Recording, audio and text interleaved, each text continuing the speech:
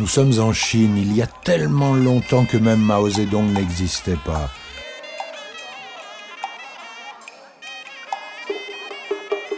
Un beau jour, l'empereur de Jade, le plus puissant des dieux de la mythologie chinoise, organisa un concours pour déterminer l'ordre selon lequel devaient se succéder les animaux du zodiaque chinois. L'empereur de Jade organisa une course ouverte à tous les animaux de la création et qui se terminait par le franchissement d'une rivière avant d'arriver aux portes de son palais. La nouvelle se répandit et les animaux se préparèrent à la hâte. Au milieu de toute cette agitation, le chat informa le rat qu'une compétition se préparait. En échange, le chat demanda au rat de le réveiller le jour suivant, car il était gros dormeur. Le rat, très malin, ne réveilla pas le chat car il craignait sa pointe de vitesse. Le chat ne se réveilla qu'à l'issue de la course et depuis ce jour, les chats détestent les rats. Mais revenons à nos moutons, comme disait Saint-Exupéry. Lors du franchissement de la rivière, le rat se glissa entre les cornes du buffle et une fois arrivé de l'autre côté de la berge, il sauta et arriva premier devant l'empereur de Jade et son conseiller. Le buffle, interloqué, arriva second.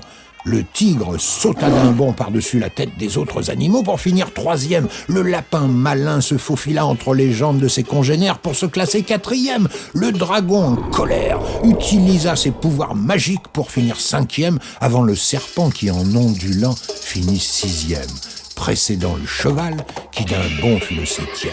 La chèvre se servit de ses cornes pour être la huitième des animaux retenus par l'empereur. Le singe, en s'agrippant aux cheveux et aux oreilles des autres, finit neuvième.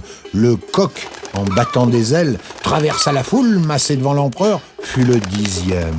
Et l'empereur de Jade, pensant que le nombre d'animaux était suffisant, s'écria « Assez, assez !» Mais avec le brouhaha, le chambellan crut qu'il disait « le chien !» et il l'accepta.